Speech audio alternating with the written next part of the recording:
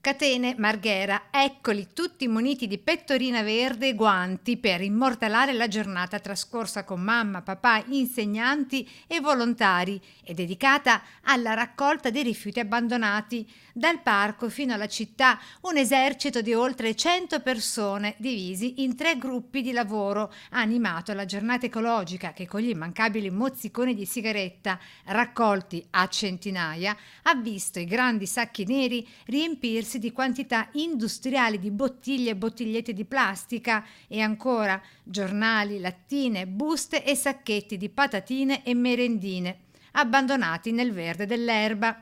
Trovato anche un paraurti abbandonato tra i materiali ingombranti.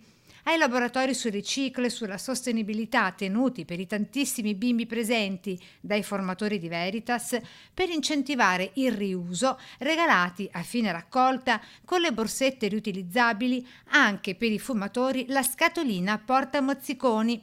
Allestimento ecologico anche per il buffet, con bicchieri e piattini biodegradabili e acque del sindaco, offerta naturalmente in caraffe di vetro.